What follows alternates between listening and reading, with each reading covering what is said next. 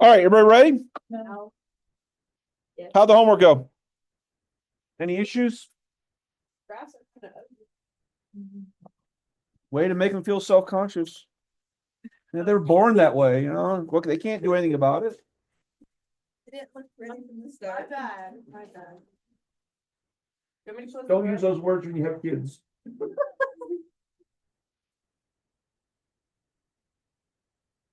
All right. Let's see. Parabola 2 days, ellipse 1 day. Today we do, and we're done with shapes for the chapter. But panes come in 10.5 and 10.7.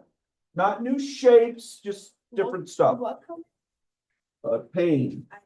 Pain. Right? problem? It won't be word problems, but it'll still be painful. All right, homework tonight. Evelyn's not here, so I have to actually hand things out. Are you recording? I am recording.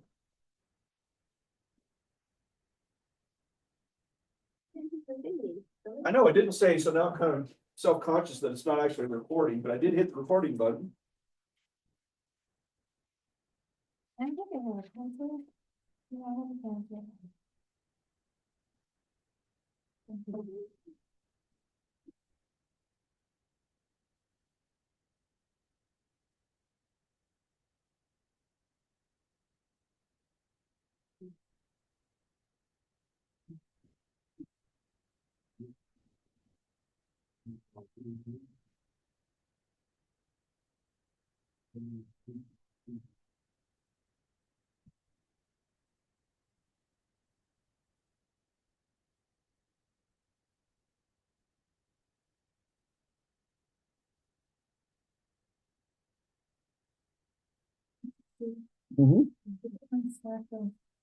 Pre-Calc. That's a hefty stack. This is from the beginning of the year, all of it. Make sure you keep the stuff from Christmas onward, Yeah, because that's what the finals will be on. I'm keeping all Unless of it. you think you're gonna have a B. I don't think so. But, I don't know, I might have a B, but, no, I'm giving this to someone after the end of the year, Oh, so.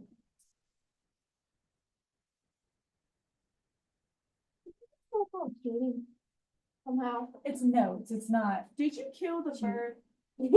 one of the birds died. Are you serious? Yeah. You talking about the birds in California, birds here? Oh, no, we've been watching the baby birds in California. There's it's a webcam, they have eagles. So we've been watching that in a couple other class. I didn't even know they were birds. Yeah, we're talking about two completely different birds. Yeah, we were talking about two different things, I guess. No, they were cooing this morning. I came in and I could coo, coo, coo. Shut up. Do you know what kind of birds they are? Annoying Big birds.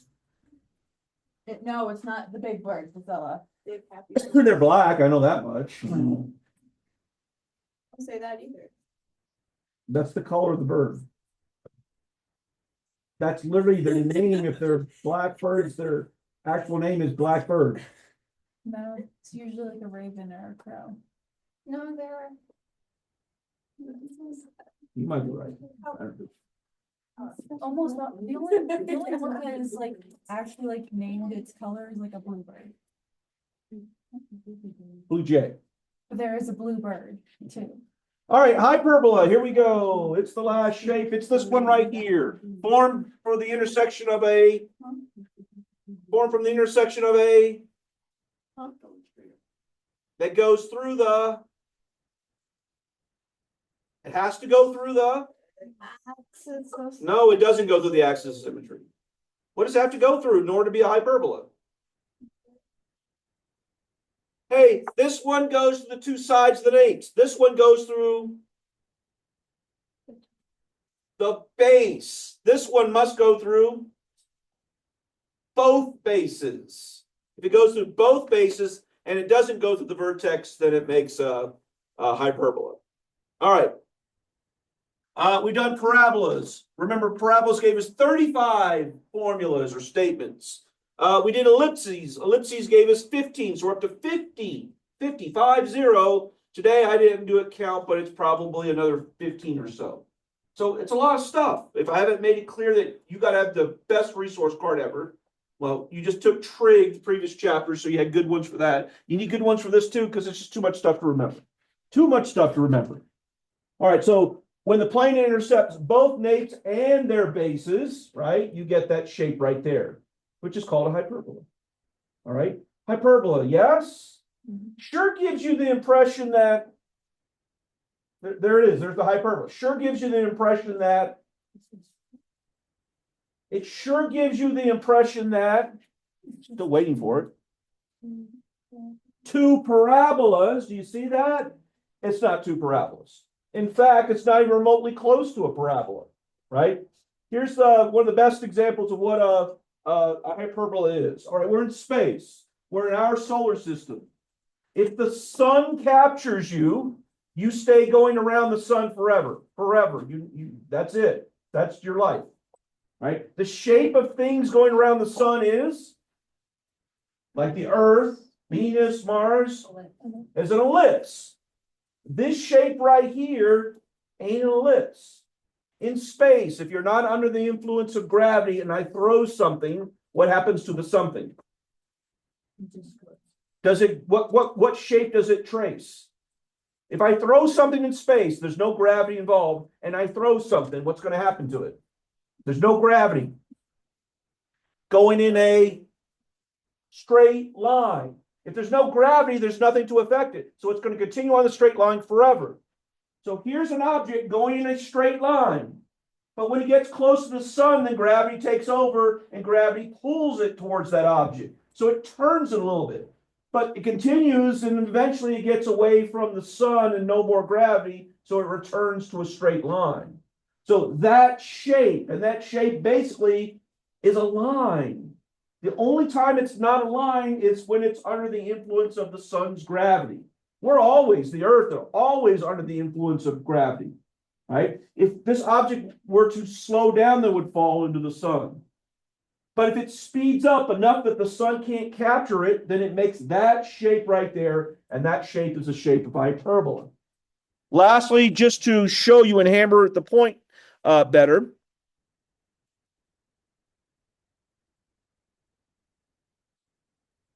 this is more complicated because I'm trying to do this with a video recording going on. All right, what do you see? Oh, you see nothing. What do you see?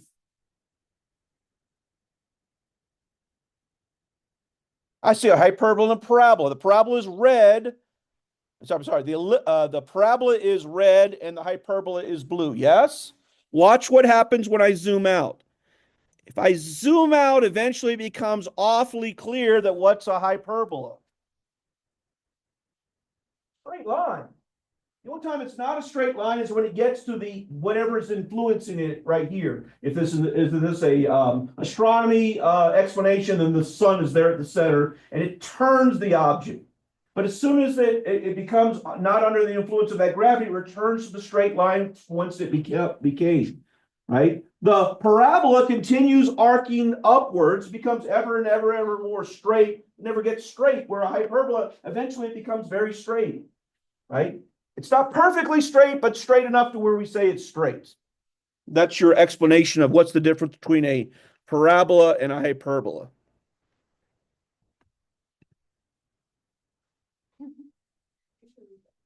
No one would learn anything. Okay. So recall when we did the parabola and the ellipse, we start off with a few vocabulary words. We will now. No, we start off with some vocabularies and features, and so we will now. We will do the same thing with the hyperbola. We're going to start off with some vocabulary and some features, right? Okay. All right. I have no idea why our book takes it and tilts it sideways. But it does. All the other ones, they made it straight, left and right, or up and down. And this one, they tilted sideways. Who knows? Yes. So what features do you see? I see a center. I see a center. What else do you see? Is this yours or no? What else? I see a focus. What else do you see? Oh, wait, can I, is that one Everland's? Sure. Unlimited access and transfer. Then we get to what formula we call the axes, in an ellipse that's called the major axis, minor axis. Well, hyperbola wants to be special, so it gets names as well too. And the names are transverse axis and conjugate axes. So where is the transverse axis? On the x-axis. Well, it could be, it doesn't have to be, because I can tilt it straight up and down. Where Transverse it axis goes through. One of you talk. Transverse axis goes through. And that's how we're going to remember it. The transverse axis goes through both foci, both vertices, and the center. The conjugate axis is just perpendicular to it, and it goes through the center, and that's it. Okay. Yes, today it's either going to be centered at 0, 0, and the transverse axis is either going to be the x-axis or the y-axis. What if the vertexes are the center? One of them could be, but they both can't be. They can't be on the same. You wouldn't have a hyperbola. Unlike an ellipse where you still maintain a circle, they wouldn't be the center. They have to be offset. Wait, what is the problem if you keep, like, the most part? Yeah. If you kept Zooming out, zooming out, wouldn't it still become a straight line eventually? it would look like it's straight, but it But it's wouldn't be not. straight, right? But you are correct. If I zoom out enough, well, then it looks like I got a vertical line for the parabola and I got an X for the hyperbola. It would just look that way. Okay, so we're there 5 of these, 4 of these, 5 of them. So 5, one at a time. First one thing we'll talk about are the foci. So what are the foci? The foci are 2 fixed points. They don't change. And just like the parabola, they are. Where's the foci? Okay, true. But on the inside of the curve, right? Well, you can say the same thing on an ellipse. The foci are on the inside of the little cigar shape, right? So the foci are 2 fixed points located inside each curve of hyperbola, and they are going to be used in the formal definition. So when we get to the formal definition of what a hyperbola is, I'll be talking about the foci. It will seem very familiar to the ellipse, its definition. Key to remember is they are going to be on the transverse axes. It's not in the definition, the word transverse axes. But I want you to remember that the foci and the vertices are on the transverse axis.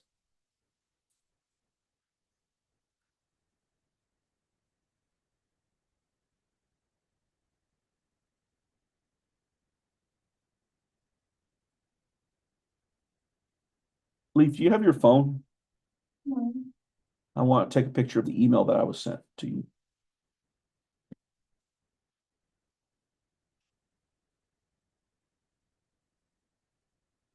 Well, end of class. It was just you weren't writing down the definition, so I was using my time efficiently.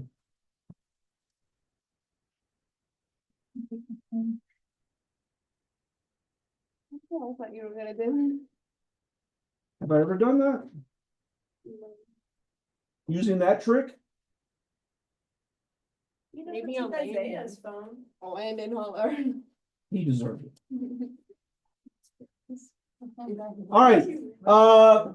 Second of 5, vertice. What's a vertice? Those are your 2 points. Those 2 points are going to be on the hyperbola itself.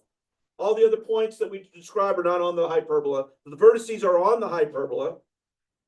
And they also exist on that line that contains the foci.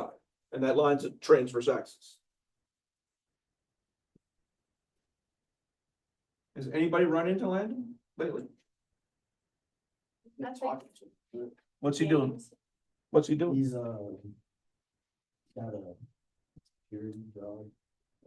No, he might got fired from that, but he got a new one where he gets he gets another security job for like baseball games and stuff. But Here in the Springs? So he works at the whatever they call themselves now? I think it's- The old Sky Sox? The marshmallow guys. The s'mores. Landon is the mascot? I'd be sick. He also shaved his head. Yeah, he did Oh, that for yeah. his charity thing, That though. could be intimidating. That would be It scary. was scary. I saw it, he sent Huh? pictures. He did. He did. He has a No, charity so thing. when he was here and Evie left, he was like, tell Evie I love her, and I'm like, This is being recorded, you know that. yeah, I know that, but still, like, She was a nice girl. Can't hold that against him. no, You probably didn't know her. no, he was joking about it, and I'm like, dude, Oh. how many times are they gonna say this to me on a daily basis? All right, next definition. Oh my god. I'm almost done.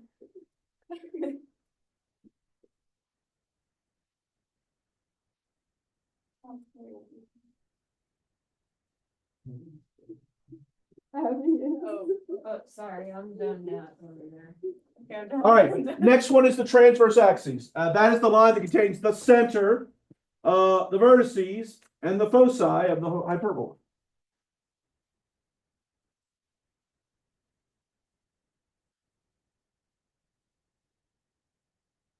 Can't remember if I took attendance. Did I take attendance? I did take attendance. Okay.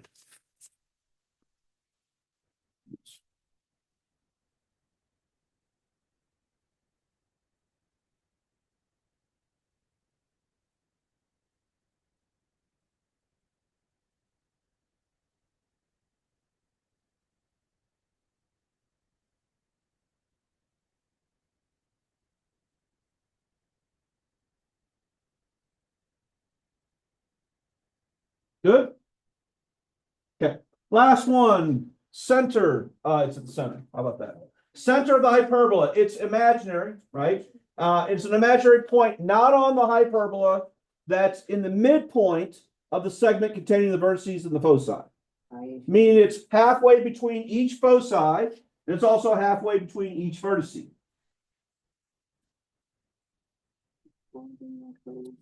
That's not the last one? Got one more?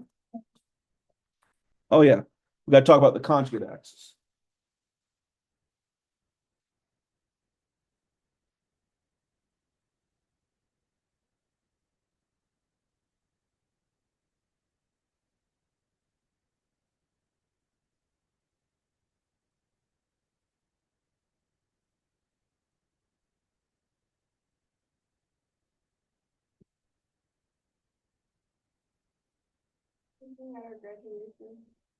I have been asked to, yes.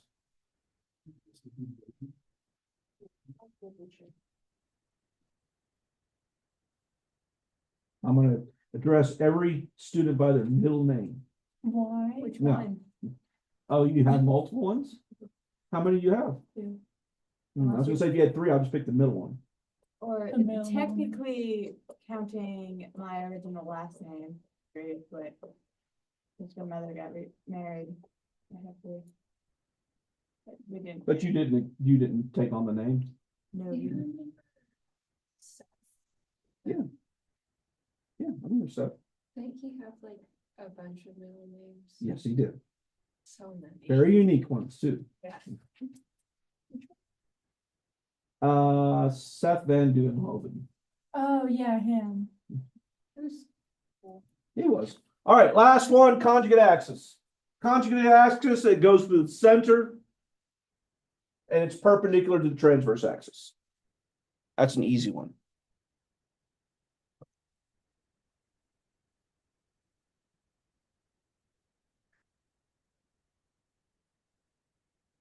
What? Nothing. I'm really hungry. My stomach is making noises. I was in a meeting early this year and I didn't even realize it, but the person next to me said, "Hey, why is your stomach making so many noises?" Yeah. Actually, they did it very passive aggressively. They said, I don't know whose stomach is making all that noise, but someone is definitely very hungry. And it was mine. Because then I was, oh, it's my stomach that's making that. They've never explained to me what's the biological feature of that. Like what's actually making the noise. It's, Does like the back of your throat ever like croak or something? No? Oh, Yeah, so like, No. if you yawn. I or do that. something, I do that all the time. I didn't know what it was. I thought it was just like, You talking about like burp, sort of yawn burp? No, are you talking Stop about the noise saying making me yawn, yawn? because it's making Or me yawn. When you yawn. Bro, I squeak. No, no, No. I Do go- that last I class. yawn and I go, like, it's bad. I'm gonna play this video for graduation. This conversation. All right, Just quick doing notes. that. How many parts of the hyperbola are there actually? If I draw a hyperbola, how many parts are there? I'm drawing the hyperbola now. 4, because there's the invisible. Well, 2? If I draw the parabola, if I draw a parabola, how many parts did I just draw?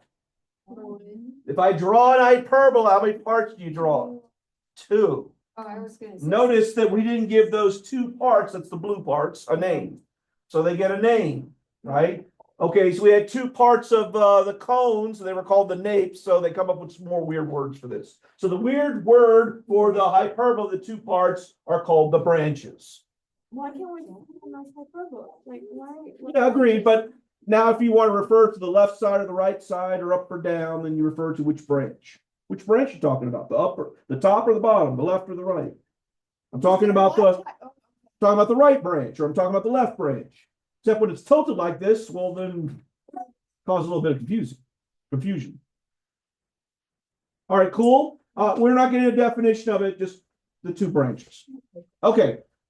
Just like we did with the hyperbola, an ellipse, we format a proof of where this comes from. So it turns out that this proof is going to look awful lot like the proof we did yesterday for the ellipse. We start off with the basic definition is that we pick a point on one of the branches. So I choose point P right there on one of the branches. That point P is going to have an X and a Y. I connect it to the 2 foci. Remember I said that we're going to generate the definition of the formal definition of a hyperbola by using the 2 foci. So therefore, there's a difference between focus 1 and point P and focus 2 and point P. And then I'm going to claim without any proof that if I subtract those 2 values, look at the board. If I subtract this value, if I subtract this value, the short one, from the long one, I'm going to always arrive at a specific number. And that number we're going to define as, guess what? Same number we defined for the other 2 shapes. No, we didn't define it as 1. Remember the first thing we did in our proof is we said, let's assume that this equals something. When we did both proofs, the first thing we said was, let's assume that this equals 2a. I didn't hear you. Everybody else was saying 1. So we're going to say that the long piece minus the short piece is equal to 2a. What I'm going to do is to prove to you what 2a is, I'm going to drag point P all the way down to focus 2. I'm going to drag point P all the way down to focus 2. So all I did was move that black dot down to the focus 2. So I have this red line right here, which represents those 2 pieces. The long piece, which is now here, and the short piece is right here. So if I subtracted the 2, let me help you with colors here. So if I subtracted the 2, green minus red, what would you get? Well, how long is red? It's this long. And if I took this piece off the board and placed it right there, that would be green minus red. If I took that red piece and put it right there, it would be green minus red. So this would go away and this would go away. And what would you be left with?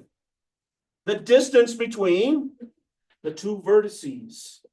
So we're simply going to call the left piece A and the right piece A. Therefore, that distance is 2a. If that's A and that's A, therefore the distance is 2a. So this is how the proof starts, and that's all I'm going to show you. The proof starts with this. It's a much longer proof than the one that we did yesterday, right? I'm not going to prove it, but I'm going to leave it up to you to read it. All right, so write this down. So in box 2, this is the formal definition of what a hyperbola is. It's the collection of all points on a plane. The difference, that means the subtraction of which, or whose distances, from 2 fixed points, called the foci, is always a constant. You will always get the same number, and no, it's not the 1. It's just whatever the distance is between the two vertices. But that will be a constant, and that's what defines the hyperbola. So the distance between the two vertices is the number that you will always get when you pick any point P on the hyperbola and you subtract the distance from the focus 2 to the point from the focus of 1 to the point. I'm missing a period here. Should be a period, constant period.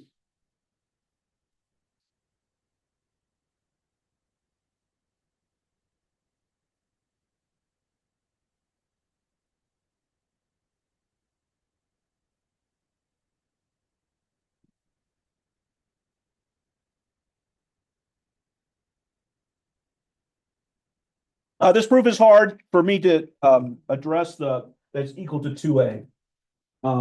If we had an unlimited time, we could do this simply by a demonstration of just demonstrating that fact. That if you did the constant distance of this minus this, what shape would it make? And it would make that parabola. I've seen it done that way before. It's just for the amount of time that we have to cover this, we're just going to omit that part. All right, so that distance right there, that red distance right there, is that constant that defines what a hyperbola is, that 2a value right there. So it's a very long proof. It's just a whole bunch of algebra. It's on page 674. I did the one for the ellipse. I'm choosing not to do this one. You can read it at your own convenience. So all we're going to do is the same thing we did yesterday, which is we're going to have a box 3. It's going to have the shapes, and it's going to give us the formula. And then we're going to have box 4, which we have all those bullet points of all the details that we need in order to do the homework. So write all of this down. So this is your box 3. If it looks like this, describe it. It what? You say this is vertical? Only like the center. Okay. Then how would you describe this one? Horizontal. So for her, she's describing vertical or horizontal. She's describing the conjugate axis. She's looking at the conjugate axis. She's saying on this one, it's vertical. On this one, it's horizontal. I think many other people would describe them as Horizontal. The opposite of yeah, but I'm saying, how would you? Here's the two. How would you? How do you differentiate between the two? Okay, she's going to look at the transverse axis. The transverse axis is horizontal and vertical. I would have thought most people would say it, Seth. He's saying that these open left and right, and the hyperbola opens up and down. I've never had actually anybody describe it in terms of conjugate transverse axis. Perfectly fine. If that works for you, then it works for you. I'll just say most people I've taught have always said, hey, they're looking at the blue part, the hyperbola. And the hyperbola for the one on the left here opens left and right, and the one on here on the right opens up and down. I don't care which one you use. Hey, as you look at the formulas that you're writing down, what do you notice? What do you immediately notice? The X and the Y are flipped, the A and the B stay in the same spot. Okay, remember that. What else do you notice? It's subtraction. In other words, comparing it to an ellipse, truly there is another A's and B's aren't flipped. But really the only difference between this and the ellipse is that there's a minus instead of a plus. There's also the fact that X's and Y's are flipping around as 2. So you got to include that in your difference. It's still both equal to 1, just like it is on an ellipse. Lastly, do you see it? Is this the same as yesterday? And the answer is it's different. This is your number one mistake. The number one mistake is on ellipse. Yesterday, you wrote down that b squared is equal to a squared minus c squared. And on this one, b squared is equal to c squared minus a squared. So this was where you're going to make your mistake. Also up here yesterday, this was reversed. A was bigger than b or c. Now a is smaller than c. Remember, a is the distance between here and here. C is this distance here, so c is bigger now. So this distance, or this difference right here that I'm pointing to with the laser, right? This is the b squared equals c squared minus a squared. You're gonna do it today and you're not gonna make any mistakes. Because today we're doing this one. But yesterday we used the one that said b squared is equal to a squared minus c squared. And then we're gonna get to test day and you're gonna get these two confused. Make sure you have a seriously good resource card. With a resource card and attention to detail, nothing we're doing today is gonna be challenging. What's challenging is when we do all the shapes together. And you don't have a good resource card. You gotta do this by memory or something. Then you can run into problems. All right, does everybody have it written down? I'm waiting for Abby to tell me yes. Seth, how do you write this down so quickly? I don't even ever see you writing. I know, but I'm saying I never actually see you write. All right, so here's your box 4 from yesterday. The bullet points other than the one in red, are what you need to write down. The one in red is just kind of I'm telling you. I'm going to tell you what B is at the end of class. What's the problem, Priscilla? What? It's a resource card. You were just crying.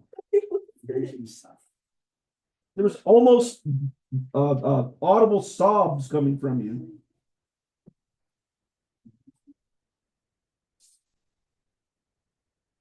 Go outside. So in box number 4, I didn't give you these two pictures right here, but I did give you them in box 3, correct? Yes. If you can't read them, you got to be able to read them on your resource card. I mean, where the A's and the C's are really critical, important. I'm trying to learn how to write.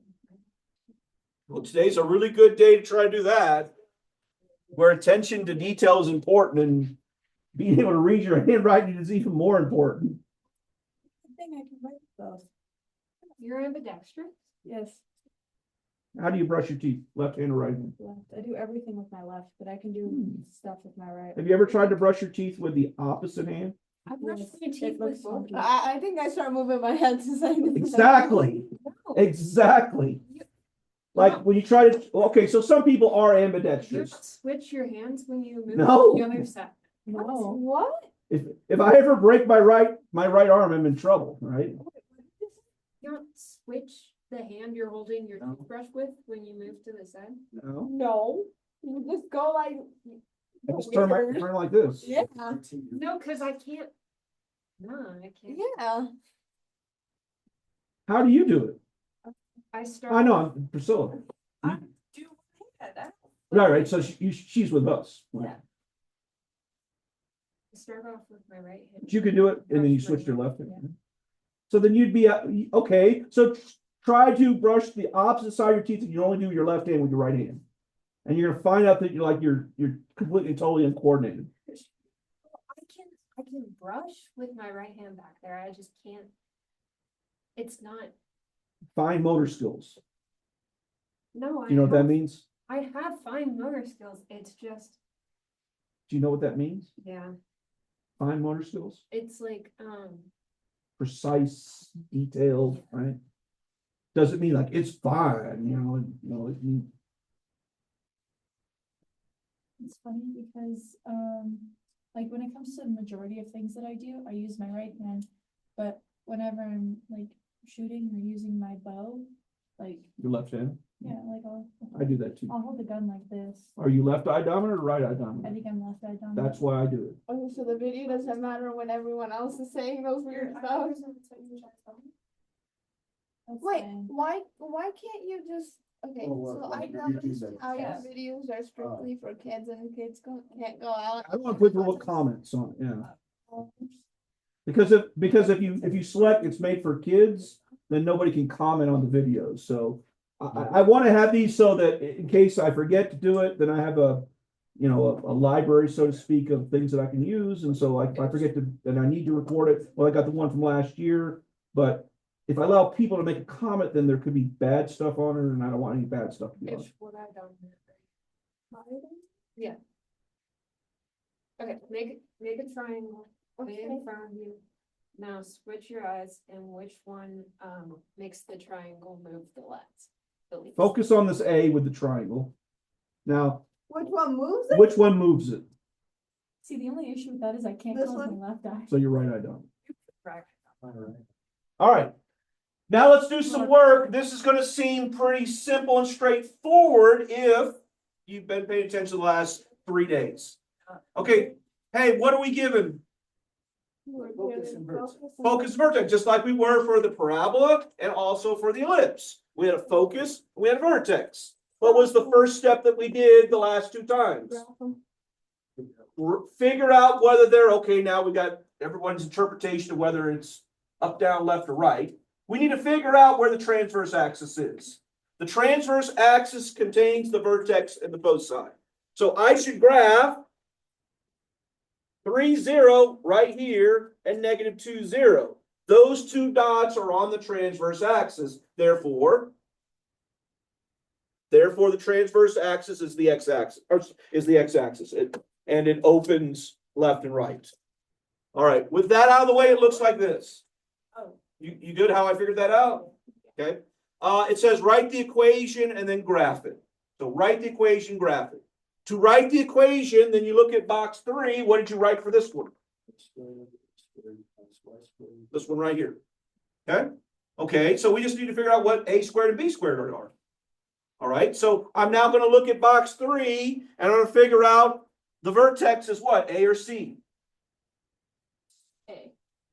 Is A. So I go to the vertex. This is A, but I don't need A. I B.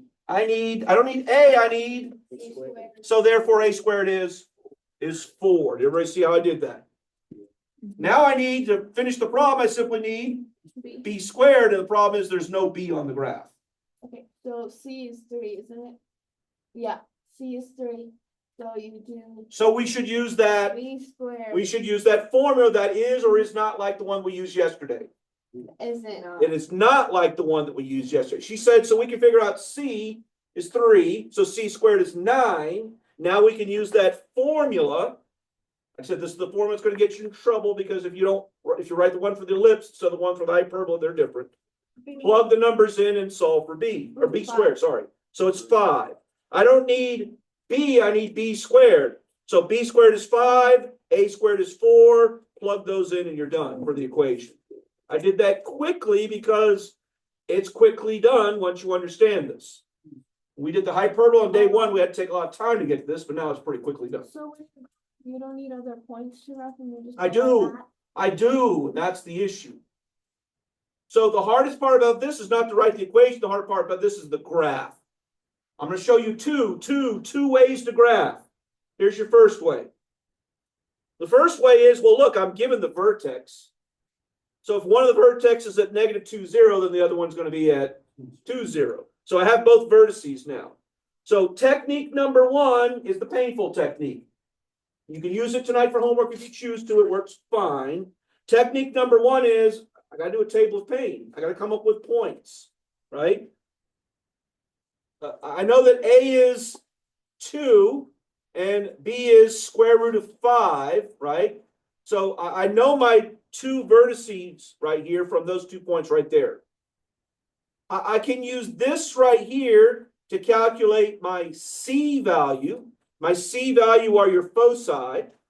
If the question asks to graph your foci, well, then you got to graph your foci. So where are my foci? Well, one's at 3, 0. Where's the other one? -3, 0. Okay, cool. But to find the other values of the 2 branches, you got to pick some points. So you need to pick some smart values for X. Is 0 a smart value for X? Why not? Because there's nothing there, right? Is 1 a good value? No, there's got to pick smart values. So what value are we going to pick? 4. If we pick 4, 4 is to the right of the vertex because the vertex is at 2. So 4 would be a good number to pick. What's another good number? 6 would be a fine number. Anyway, you got to pick numbers that are at least to the right or to the left of the vertex if it opens left or right. Does that make sense? Okay, so let's pick 4. It was the one I picked as well too. So I'm going to pick 4 and just simply do the math. 4 squared is 16. 16 divided by 4 is, well, that was convenient. Subtract 4 from both sides, we get -3. Multiply by -5, we get 15. Last step, not 5, root 15.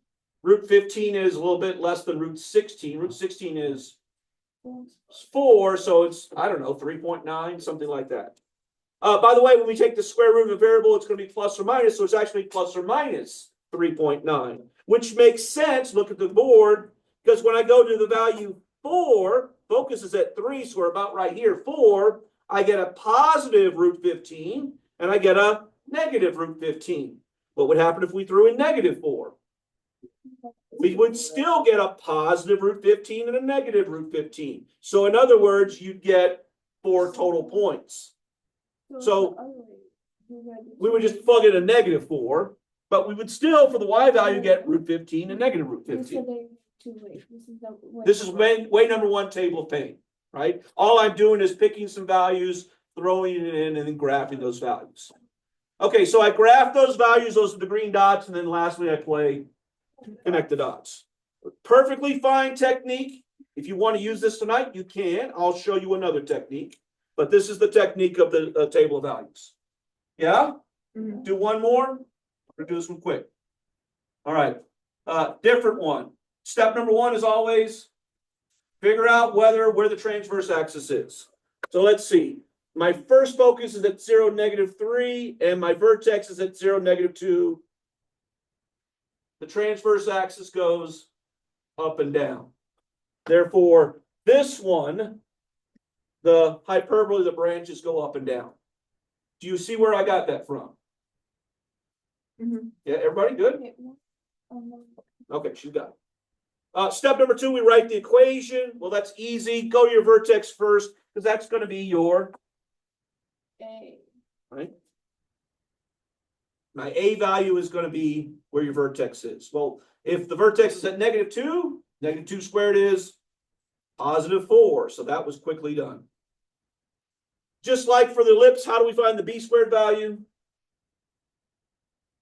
We got to use that equation, which means we need to know C, and therefore we need to know C squared, and C squared is 9. Okay, so C squared is the value 9, or 3 squared. So it's 5 again. So B squared is 5. So it's not the same equation because this one opens up and down, but it's just like it. Was that too quick or okay? All right, how did we find the table of pain? We picked smart values. So give me a smart X value. So we said we're going to pick smart values. So give me a smart X value. No, I said I'm going to show you 2 of this, and then we'll see the second way. I'll show you 2 of that as well too. Oh, okay. Okay, so give me a smart X value to toss in. So if you do -4, that would be 16 divided by 5. You want to do 16 divided by 5? -5, okay. I chose 5, but -5 would work as well too. So I'm choosing 5 right over here. We're going to get some point up here, right? So if I choose 5, right, that's a smart A value. There's my vertices, right? I'm going to pick 5. Notice each time I'm picking what the denominator is, that's the smart value, right? So we get 25 divided by 5, which is 5.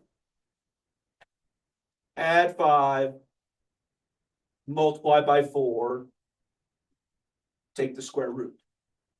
And remember, when you take the square root, you're going to get a plus or minus, which makes sense because at +5, we're going to get a positive value for the y value, we're going to get a negative y value. And then do the same thing for -5. So once again, we get those 4 points plus the 2 points from the vertices, and then we simply play connect the dots. There's our 4 points.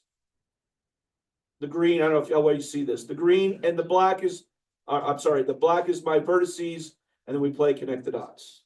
So this is method number 1. It's just table of values along with the vertices. Yes? Mhm. Do you remember doing this in algebra 2? Mhm. Sort of, kind of.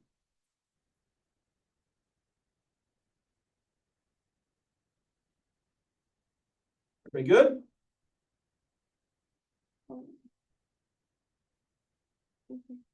Okay. As always, the next thing is going to be analyze the equation. I'll show you the second technique for graphing at the end of class. So analyze the equation. They're going to ask you to analyze these four things. Find the center. Tell me which one's the transverse axis. It's either going to be the x-axis or the y-axis. They're going to ask for the equation of that. So x equals 0, y equals 0. Mhm. Then they're going to ask you to find the vertices. Hey, the vertices are always found with the a value. Find the foci. The foci are always found with the c value. We're going to have to use the equation. Is there the center of 0, The center is 0, 0. This is kind of a throwaway question. Oh, step number 1 is always you figure out which way it faces. Remember, a is always the biggest number. So this is your a, right? And since it literally says x squared y, they have to give you that part. Then you know that this one is your left right one because it says x squared y squared. So this is open left, open right. A and B never change, or a squared, b squared never change their position. Okay, cool. So the center's at 0, 0. Where's the transverse axis?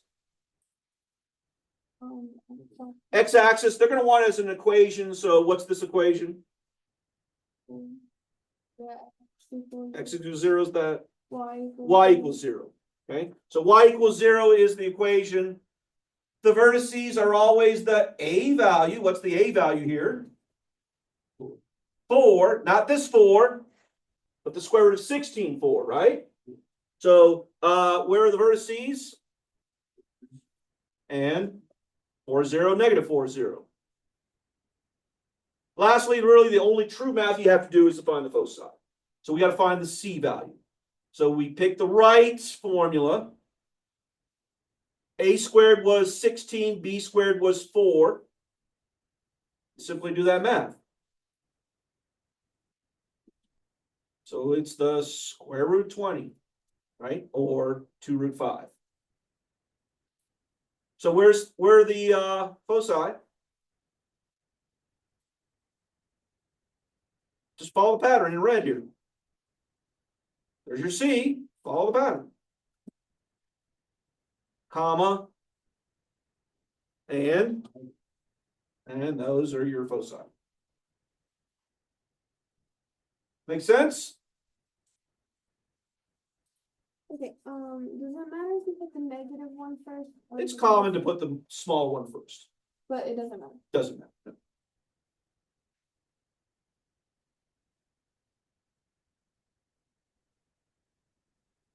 Okay. What? What's wrong with this? So what are we going to do? Divide. Divide everything by not this 4, but this 4 because we want it to be 1. So we divide everything by 4 and we get that. All right, which way does it go? Up, down. Goes up and down. As Ish said, so the center is always going to be 0, 0, yes. The transverse axis is now x equals 0, or the y-axis. The vertices are always a. What's a here? 0. 0, 1 and 0, negative 1, because the square root of 1 is 1. And then once again, the foci is the one we got to do some math with.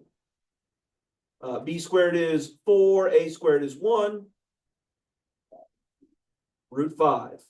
And then I'm going to look at the shape so I don't screw it up. I'm not going to go all the way down to here and then write it the incorrect method. I'm just going to look at the thing, find where it says C, and it says 0 C and 0 negative C. So 0 root 5 and 0 root negative 5. No, I said that wrong. Negative root 5, 0 negative root 5, and 0 root 5. There, I said it correct.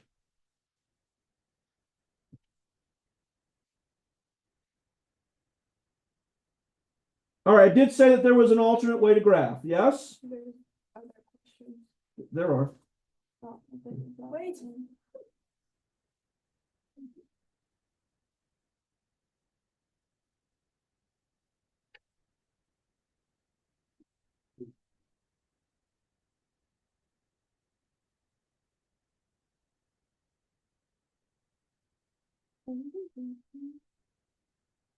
I don't know. Ask Miss Newburn. She always knows.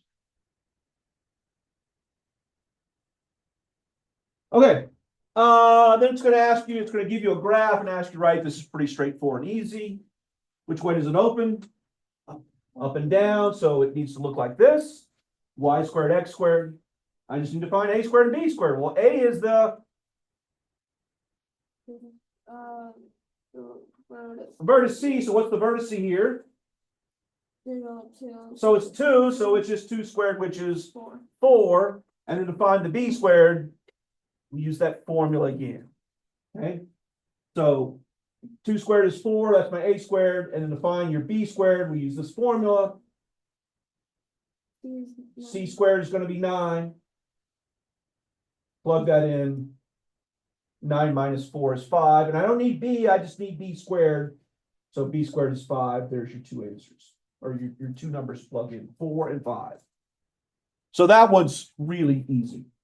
We got 4 minutes left to do the last thing. This is an alternate way to graph, but it's not an alternate thing to ignore.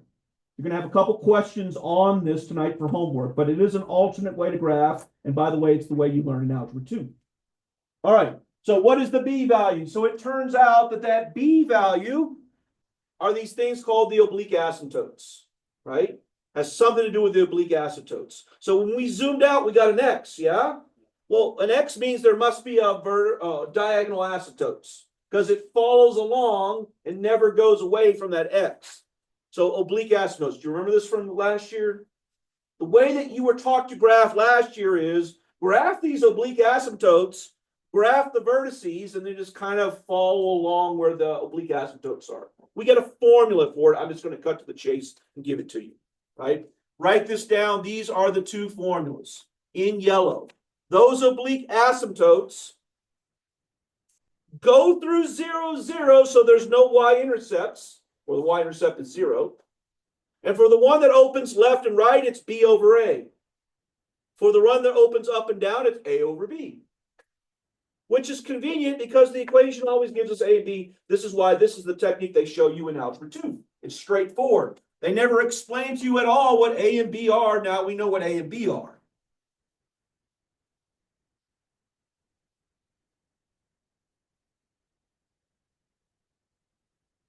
Easily forgotten. Easily. Tonight for homework, they'll say, what are the oblique asymptotes? You gotta fill this in. If you draw the oblique asymptotes, you draw the vertices, you can graph it really quickly without any test points. I don't find that to be any quicker or any slower than the technique I showed you with the table of values, because all you need are 4 points. All you're really doing is one calculation to find those 4 points. But if you like this technique, graph the oblique asymptotes and the vertices, and then draw your hyperbola from that, that's fine as well too. Does everybody have it written down? Okay, we got enough time to maybe do 1 or 2 examples. So it says, hey, what are the oblique asymptotes here? We got a problem, there's no fraction. Just put it over 1. Now we have fraction.